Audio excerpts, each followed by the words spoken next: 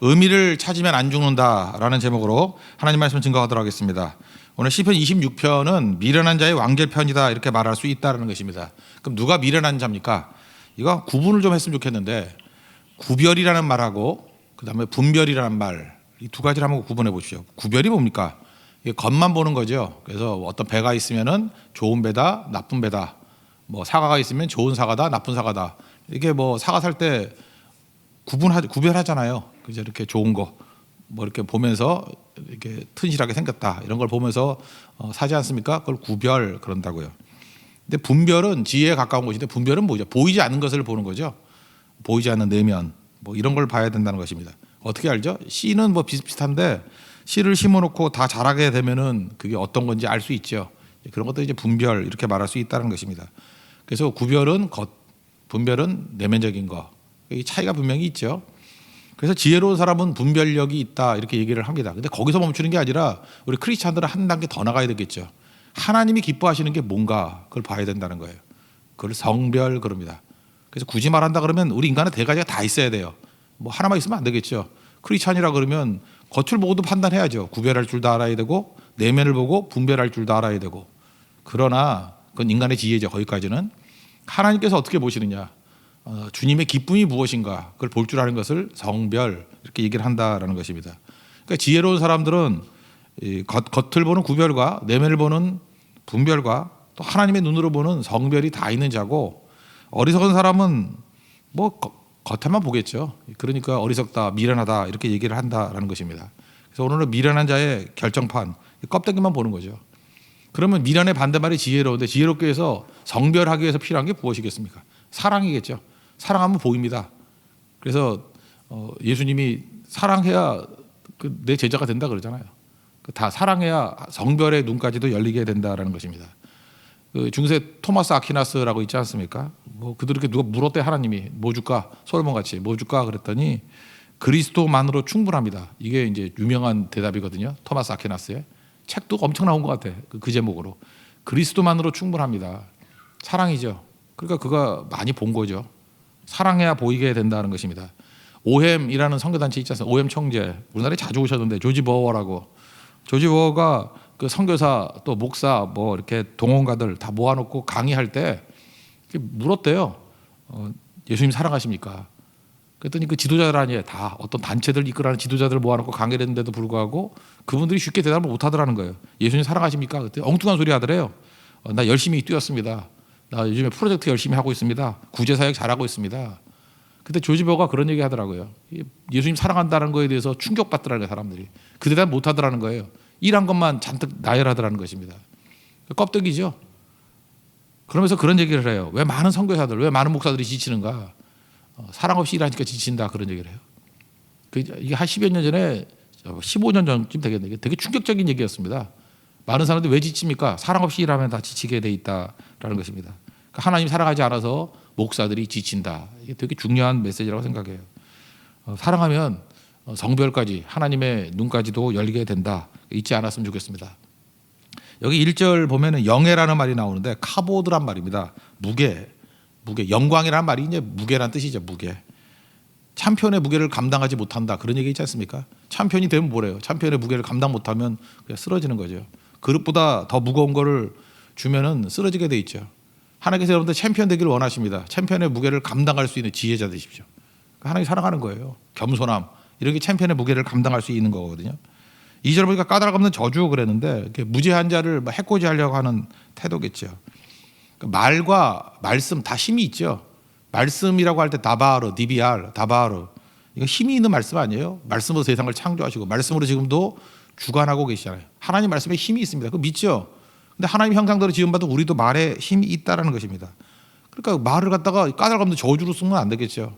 그러니까 말을 보면 그 사람의 인격이 보이는 거고, 말 잘못 쓰면은 아무것도 아닌 거라는 거예요. 그러니까 말은 좋은 영향력도 미치지만 나쁜 영향력도 미치는 거겠죠. 좋은 영향 가운데 하나가 그런 거예요. 몇 년 전인가 태풍이 우리나라에 불었습니다. 불어가지고 태풍 불면은 그 해안가에 막 쓰레기들이 막 쌓이잖아요. 그죠? 해운대, 부산 해운대에 쓰레기가 잔뜩 쌓여 있어서 보기가 민망한 거예요. 그런데 어떤 외국인이에요. 백인인 것 같은데 외국인 그 엄마하고 아이하고 그 쓰레기 줍는 거예요. 그 쓰레기 줍고 있는 거예요. 그랬더니 민망하죠. 우리 한국 해변인데 외국인이 와가지고 쓰레기 줍고 있으니까. 그랬더니 그 해운대 사는 사람들이 와가지고 같이 줍는 거 방송에 나갔다고요. 바로 그런 거죠. 한 사람의 행동이 작은 게 아니죠. 그게 좋은 영향을 미쳐서 다른 사람들 다 쓰레기 줍게 만들고. 근데 그 꼬마 아이예요. 아이한테 인터뷰를 했어요. 그 왜 이런 거 하냐 그랬더니 그 아이의 말이 너무 와닿는 것 같아요. 바다가 아파하잖아요. 그 바다가 아파한대요. 그 한마디 말에 큰 힘이 있죠. 아이의 말이지만 바다가 아파하는 것 같아서 도와주는 거래요. 맹자가 말하는 측은지심이죠. 그냥 아파한대요. 칸트가 얘기하는 정언문법이죠. 그죠? 옳으면 하라. 그 얘기예요. 뭐 따진 거 아니에요. 그냥 옳으니까 한 거고 느끼니까 아파하는 걸 느끼니까 하는 거예요. 측은지심. 이런 것들이죠. 이런 게 말의 힘이라는 것입니다. 말의 힘. 반면에 뭐 깨진 유리창의 법칙 그런 거 있잖아요. 이렇게 유리창 깨지면 쓰레기 한번 버리면 쓰레기 잠깐 모이고. 그 말 잘해야 돼요. 어떤 사람은 입에 달고 다니는 짜증나 막 이런 사람이 있잖아요. 그러니까 입에다 테이프를 붙이고 싶고 마스크를 씌우고 싶어요. 그래서 다 마스크 쓰고 다니는가 봐요. 이 코로나 바이러스가 우리에게 주는 중요한 메시지가 있어요. 말 잘하라는 거예요. 마스크 쓰고 다니면서 쓸데없는 소리 하지 말고 그죠? 꼭 필요한 생명의 말씀을 증거해야 된다는 거예요. 하나님 말씀 다바르의 힘이 있습니다. 우리 말에도 힘이 있다. 까닭 없는 저주 이거 먹히지도 않아요. 이런 소리 해서는 안 된다라는 거죠. 그런 사람에게 필요한 게 뭐예요? 매가 약이다는 거죠. 3절에 보니까 뭐 패라는 거죠. 그 예수님이 수고하고 무거운 자들아 다 내게로 오라. 마태복음 11장 28절부터 30절까지. 그다음에 뭐라고 얘기하면 나의 멍에를 메고 내게 배우라 그랬잖아요. 그러니까 예수님과 이렇게 같이 멍에를 메고 가는 거죠. 우리 한국말에도 혼자 이렇게 쟁기를 가는 거를 그 호리소. 그다음에 두 마리를 가는 게 결이라 그러잖아요. 그래서 결이소. 두 마리가 하는 거예요. 강원도 쪽 가니까 거기서 그 둘 중에 하나가 베테랑이 있고 하나가 견습소가 있을 거 아니에요. 베테랑을 안소라 그러고 그다음에 그 견습소를 잘 못하는 애를 마리소. 그러니까 예수님이 안소겠죠. 같이 매니까 우리는 마리소. 그런데 잘 보면 이렇게 혹시 채찍이 있다 그러면 잘하라고 채찍이라는 게 너무 이상하네. 그냥 막대기를 톡톡 친다 그러면 뭐를 교훈하겠어요? 안소를 교육한대요. 안소가 제대로 하면은 제대로 가는 거고 아니면 끝나는 거고. 근데 예수님이야 뭐 예수님이 안소시니까 예수님이 제대로 하시겠죠. 예수님과 같이 멍에를 메고 가면은 잘 된다 그런 뜻이에요. 그러니까 굳이 얘기하면 예수님이 안소고 우리는 마리소. 그죠? 같이 가면 쉽다라는 거예요. 멍에 메는 게. 바로 그런 얘기겠죠. 그런데 여기 얘기가 뭐냐면 누구에게 채찍하라는 거예요. 지혜자에게. 그죠? 안소에게. 그래서 우리 가정에서도 그런 거 있지 않습니까? 하나님께서 자녀들 잘 되게 만들기 위해서 부모를 치실 때가 있어요. 그거 아세요? 자식들 제대로 만들기 위해서 부모를 박살을 내버려. 그래야 자녀들이 잘 되죠. 부모대로 가잖아요. 교회도 마찬가지죠. 교회가 뭐 성도가 문제가 있나? 목사가 더 문제가 있지. 목사를 치심으로 말미암아 성도들을 올바로 가게 만드는 거. 나라도 그렇죠. 지도자. 북쪽 이스라엘이 왜 망했습니까? 지도자 때문에 망한 거지. 지도자를 치셔서 백성들을 온전한 길로 가게 만드는 거. 그런 게 있다라는 것입니다. 그 말은 뭐예요? 전쟁 상황이고 여기 나귀는 뭐예요? 뭐 일상이겠죠. 그 전쟁 때나 일상이나 항상 중요한 게 뭐냐? 미련한 자의 등 얻어 터지지 않으면 제대로 못 간다 그런 얘기예요. 그래서 1절부터 12절까지가 미련한 자 스토리인데 1, 2, 3절이 굉장히 우리에게 인상적으로 다가오는 것 같습니다. 1, 2, 3절 한번 읽겠습니다. 시작. 미련한 자에게는 영예가 적당하지 아니하니 마치 여름에 눈 오는 것과 추수 때에 비 오는 것 같으니라. 까닭 없는 저주는 참새가 떠도는 것과 제비가 날아가는 것 같이 이루어지지 아니하느니라. 말에게는 채찍이요 나귀에게는 재갈이요 미련한 자의 등에는 막대기니라. 그 다음에 4절 5절을 보면 읽어보면 이거 상반된 얘기 같아요. 그러니까 미련한 자는 참 말해주기도 힘들다 그런 얘기죠. 4절 5절 한번 읽어보겠습니다. 시작. 미련한 자의 어리석은 것을 따라 대답하지 말라. 두렵건대 너도 그와 같을까 하노라. 미련한 자에게는 그의 어리석음을 따라 대답하라. 두렵건대 그가 스스로 지혜롭게 여길까 하노라. 대답하지 말라 그래놓고 또 대답하라 그러고. 그러니까 미련한 자에게 뭐 말하면 대답도 하지 마라. 상종하지 마라. 뭐 이런 거고. 이거는 일반 지혜죠. 미련한 자는 말해줘봐야 소용이 없어요. 화나 내고 승질이 내고 욕이나 하지. 그래서 하지 말라. 근데 5절은 또 뭐예요? 또 어리석음을 따라 대답하래요. 하라는 건 뭐죠? 안타까움이죠. 안타까움. 그러니까 이런 거죠. 가치 없는 말 떠들 때는 대꾸도 하지 말고, 그러나 불쌍하지 않냐? 직원해야 될 때는 또 해줘야 되는 거 아니냐? 그래서 어리석은 자는 세 가지를 선택해야 돼. 참 고민스러워요. 일단은 침묵해야 되고, 그다음에 얘기를 해줘도 참 힘들어요. 인건비 많이 들어. 우회해서 얘기해줘야 돼. 어리석으니까. 우회해서 얘기 안 하면 또 화내니까, 낙심하니까. 그래도 안 되면 어떡하겠습니까? 뭐 죽어서는 안 되니까 직원 해줘야죠. 그러니까 이렇게 생각해야 돼. 마음껏 조언도 못하는 존재, 그게 뭐예요? 그게 미련한 자예요. 마음껏 조언도 못해. 그래서 여러분 잘 보세요. 내 주변에 있는 사람들, 그 미련한 자는 지가 제일 똑똑한 줄 알아. 그래서 내가 막 신경질 내고 욕하고 하니까 함부로 나를 대하지 않는다. 자기는, 사람들이 자기를 함부로 대하지 않는다고 생각을 해. 사실은 상종을 안 하는 건데, 그죠?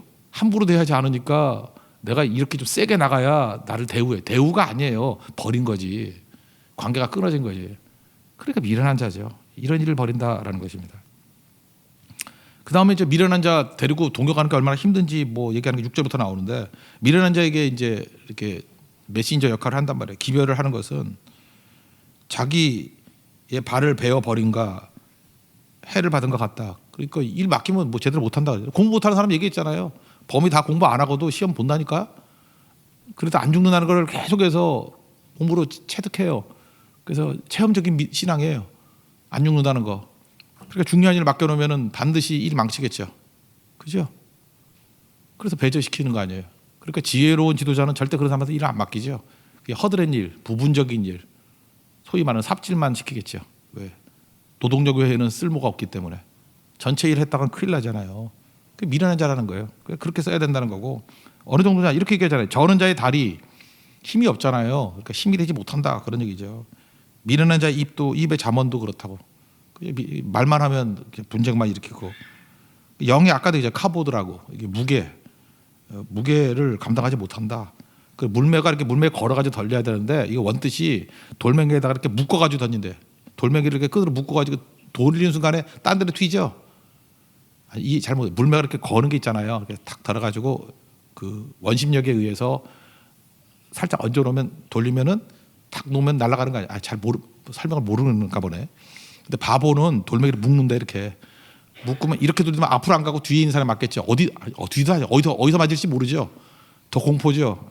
그런 얘기예요. 그러니까 미련한 자 옆에 있으면은 항상 조마조마해. 방심하면 돌멩이 맞아. 바보기 때문에. 그래서 뭐라고 얘기해? 술 취한 자에게 가시나무, 이거 뭐 흉기거든요. 흉기 들고 있는 거와 똑같다, 그런 얘기죠. 그래서 선한 능력 작곡 작사했던 그 보네퍼 목사님이 그랬잖아요. 버스가 있는데 미친놈이 운전하고 있어요. 술 취한 놈이 운전하고 있어요. 그러면 그거를 용납해야 되느냐, 끌어내려야 되느냐? 끌어내려야 된다. 그래서 히틀러 암살 계획이잖아요. 히틀러가 미친놈이라는 거예요. 술 취한 자라는 거예요. 독일이라는 나라를 갖다 이끌어가는데 그거 끌어내려야지. 그게 이제 보네퍼 생각이었어요. 목사님 생각. 그러다가 들통나가지고 이제 사형 나가지만, 그런 얘기입니다. 그러니까 미련한 자가 얼마나 위협적인가, 그런 거죠. 그래서 미련한 자를 고용하는 것은 지나가는 행인 고용하는 것과 똑같다. 그 지나가는 행인의 특징이 뭐죠? 책임감이 없는 거예요. 아까 얘기했죠. 공부 못하는 사람 얘기했잖아요. 다 완성을 못한다고. 그래서 행인한테 일 맡기냐? 그런 얘기죠. 무책임한, 그러니까 미련한 자는 무책임하다는 거예요. 자기가 다 아는 줄 알고. 6절부터 10절까지 읽겠습니다. 시작. 미련한 자 편에 기별하는 것은 자기의 발을 베어 베른가 해를 받은 것 같으니라. 저는 자의 다리는 힘이 없이 달렸나니 미련한 자의 입의 잠언도 그러하니라. 미련한 자에게 영예를 주는 것은 돌에 물매에 매는 것과 같으니라. 미련한 자의 입의 잠언 술 취한 자가 손에 든 가시나무 같으니라. 장인이 온갖 것을 만들지라도 미련한 자를 고용하는 것은 지나가는 행위를 고용함과 같으니라. 그러니까 미련한 자는 효용이 없다. 그 다음에 여기 개라고 나오는데, 잠깐 개를 약간 이렇게 핍박하는 것 같아. 마음이 아픈데.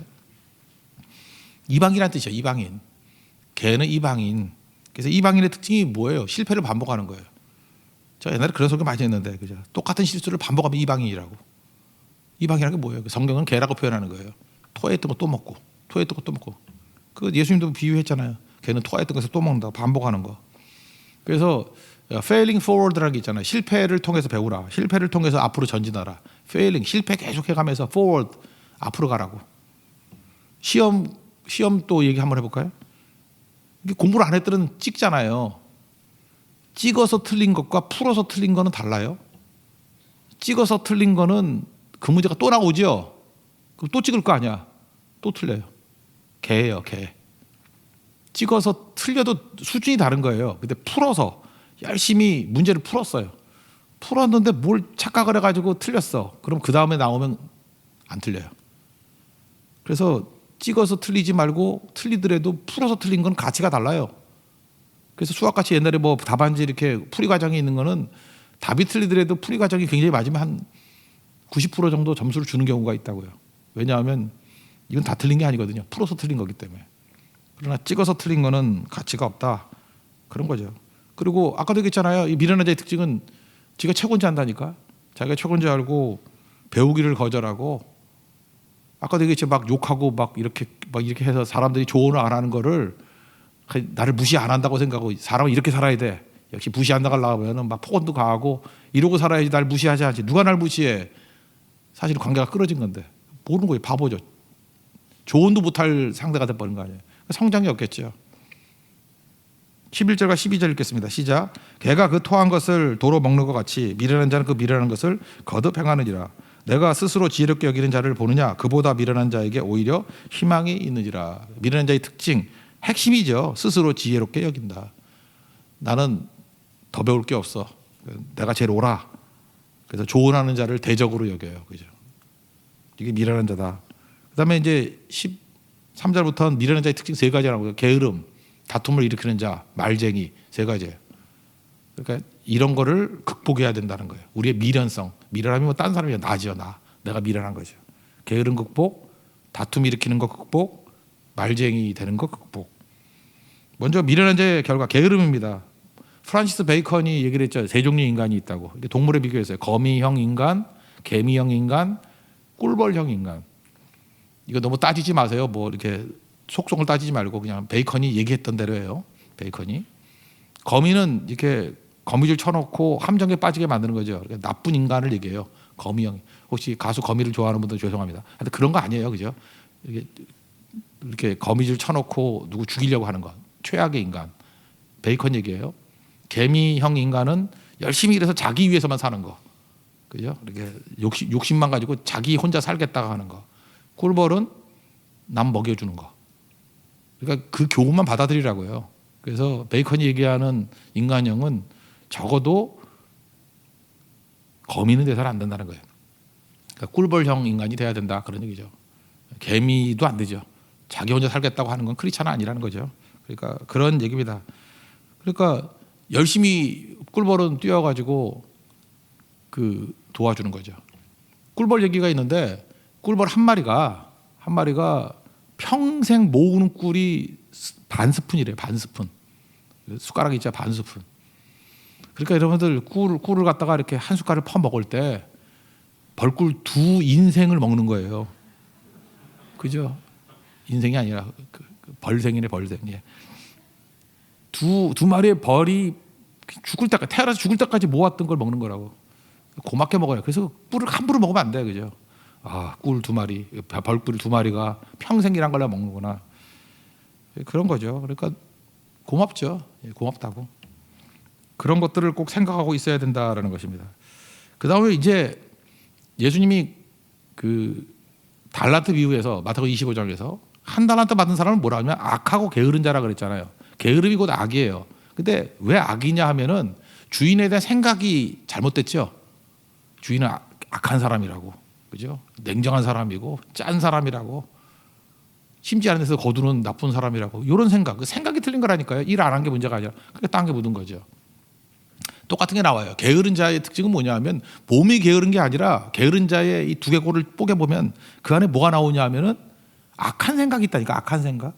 그 얘기를 하는 거예요. 13절 보니까 게으른 자는 길에 사자가 있다. 뭐 거리에 사자가 있다.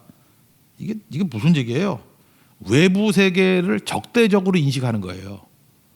아, 밖에 나가면 사람이지 왜 사자가 있어?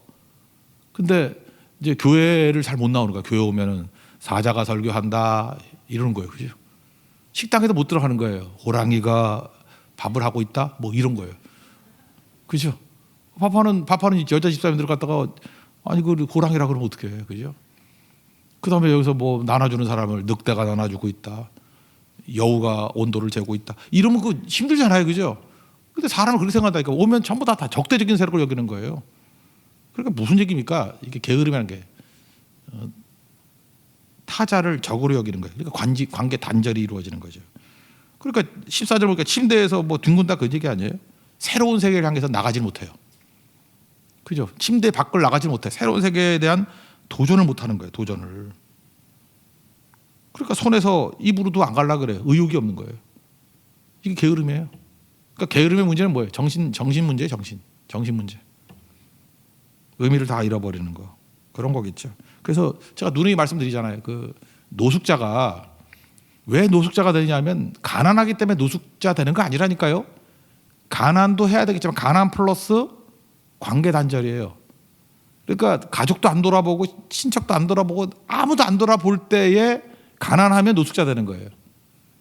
그러니까 심지어 이렇게 노숙보다는 좀 덜하지만 돈 뭐 얼마나 있어요? 뭐 얼마 안 되는 돈이 있다 그러면 이제 고시원 같은 데서 살 거 아니에요. 뭐 혼자 있는데 죄송합니다. 혹시 고시원 사는 분들 내가 비하하는 건 아니고 고시원 비스무리한 건 아니라 이름을 잘 모르겠어요. 이렇게 최악의 주거 조건에 사는 분들이 있잖아요. 그렇게 살더라도 거기서 아무하고도 관계 안 맺고 혼자 사는 사람은 고독사 하는 건데 그 안에서도 뭐 라면이라도 서로 나눠 먹고 관계를 맺는 사람이 있잖아요. 고시원 안에서도. 그럼 살아나요. 그러니까 세상에 제일 바보가 관계를 끊고 사는 거죠. 돈은 어디다 써요? 관계 개선에 써야 되나요? 하나님과의 관계 회복, 사람과의 관계 회복. 여러분 인생 모든 것들을 관계 회복에 쓰라고요. 어제 신보민 집사님 그 장례가 있었습니다. 장례 직장에 가 보니까 뭐 밖에 있는 사람이 한 50명쯤 된다 그러는데 뭐 어떤 분은 그러다가 한 250명쯤 왔다고.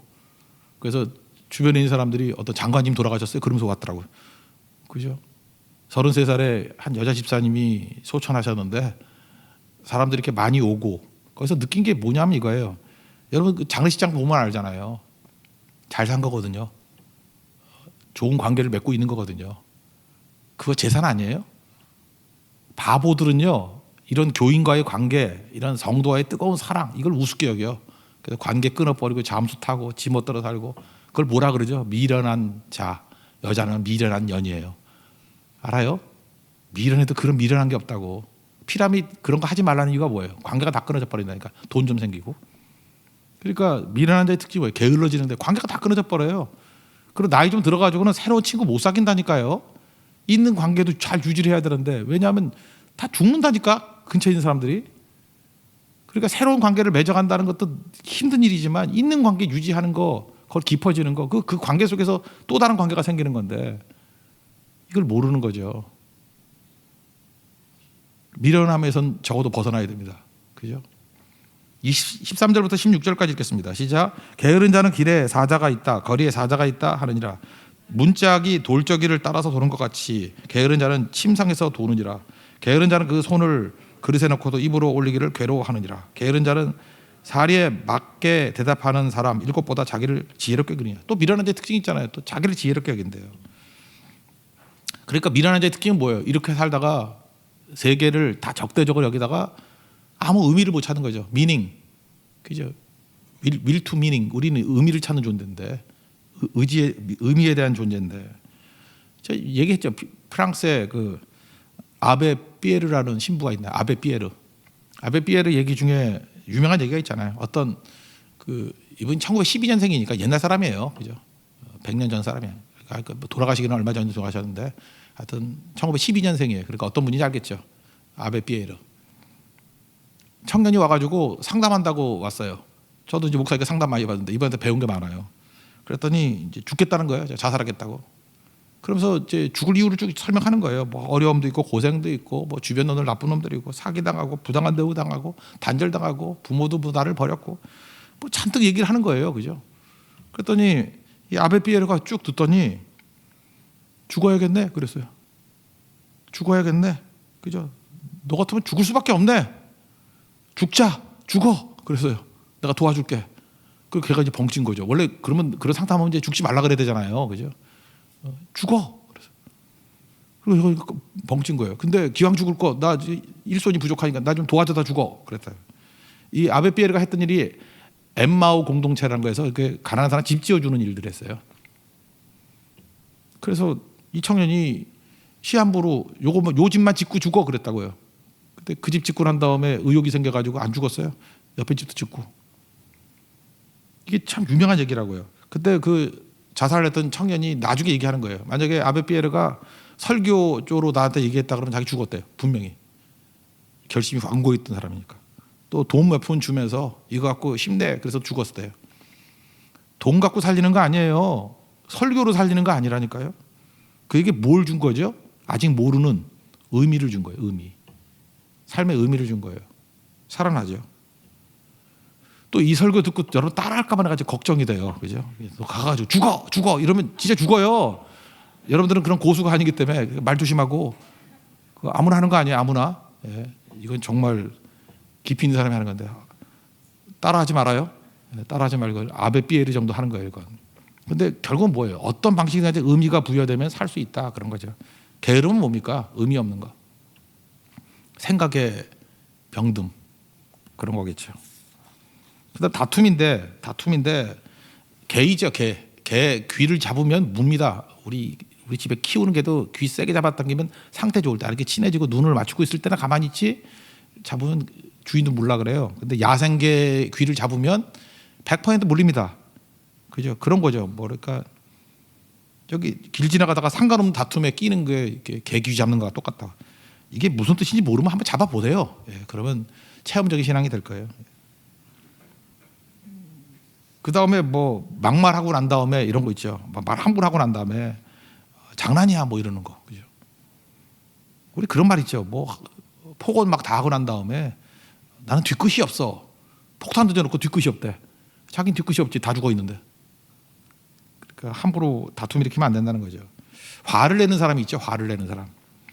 화를 낼 때는 미련한 사람이 자꾸 화를 내는데 화를 내는 이유가 뭐냐면 자기가 정의롭기 때문에 화를 낸다고 생각한다고. 근데 자기가 정의롭기 때문에 화를 내는 게 아니고요. 내 속에 화가 있기 때문에 나오는 거예요. 화가. 누가 화를 내요? 속에 화가 있는 사람이 화가 나오는 거예요. 그러니까 화가 있다는 건 뭐죠? 상처인데 이거 상담학이나 뭐 심리학에서 그런 얘기를 해요. 내 안에 상처 입은 어린 아이가 있대. 그래서 그 어덜트 차일드라는 표현이 있잖아요. 어른 아이. 내 안에 상처 있고 울고 있는 아이가 있대요. 그러니까 이유는 모르지만 속에 화가 있는 거야. 화, 분노. 그러니까 그거를 볼 줄 알아야죠. 사람이 왜 다른 사람을 잘 보면서 자기를 못 보느냐면 눈이 그래요. 눈이 남 보라고 준 거 아니에요.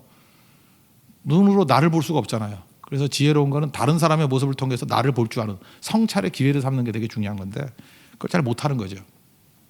그래서 화내는 사람들 고치는 방법 중에 하나가 뭐냐면 그 사람의 하는 행동을 비디오로 찍는 거예요. 찍어가지고 이렇게 보여줘요. 그 치유 방법 중에 하나래요. 그러면 자기가 객관적으로 자기 모습을 보는 거예요. 그러면 내가 저 정도구나라고 이게 깨닫게 된다는 거예요. 근데 대부분의 미련한 자는 안 볼라 그래요. 제 얘기를 하니까 제가 설교하는 사람 아닙니까? 제가 제일 은혜 많이 받는 게 제가 한 설교예요. 교만하다 그러지 말고. 왜 내가 은혜를 제일 많이 받냐 하면 제일 아프기 때문에 그래요. 아프기 때문에. 제가 한 설교 우리 딸들이 그러더라고. 아빠는 어떻게 된 게 왜 자기가 한 설교를 자기가 또 들어? 그런데 무슨 제가 뭐 그 자가상착에 빠져가지고 자기 혼자 이렇게 뭐 좋아가지고 듣는지 아는가 봐. 그게 아니고 아프려고 듣는 건데. 어떻게 들어보면요. 이중인격자예요. 진짜는 내가 알잖아. 이러면서 설교는 이렇게 하네. 그죠? 느낌은 이러면서 이렇게 하네. 부족하면서 이러네. 창피해서 들을 수가 없어. 어떤 때는 그냥 내리고 싶을 때가 있다고요. 근데 그걸 계속 반복하다 보면 그게 성찰이에요. 그래서 저는 진짜 그래요. 다른 사람 설교보다 제 설교에 제가 제일 큰 은혜를 받아요. 왜냐하면 너무 아파서.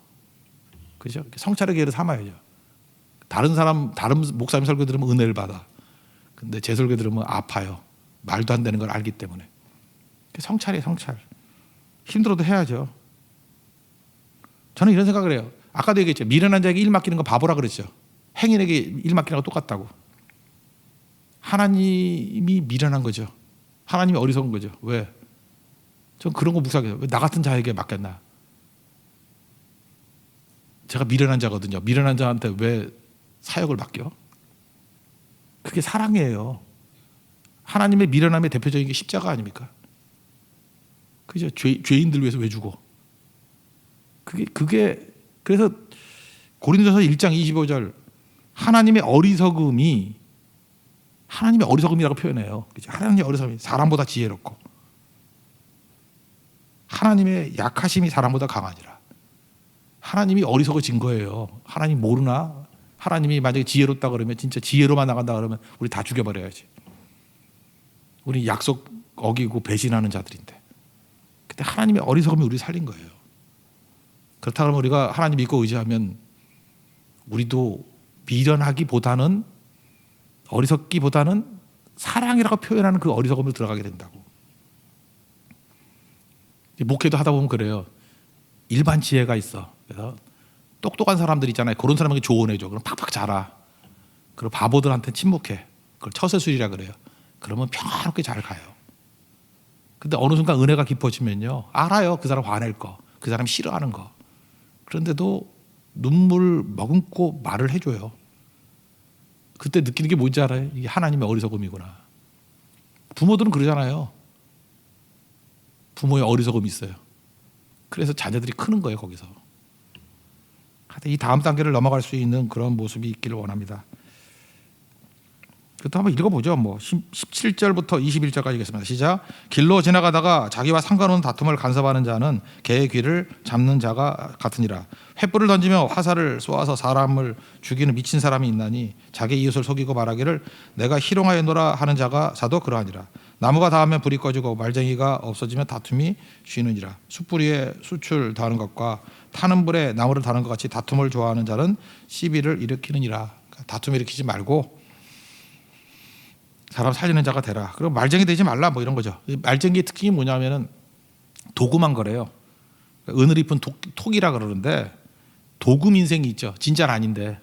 그래서 도금한 겸손 아닌데. 그 신약에서 일부러 겸손한 거잖아요.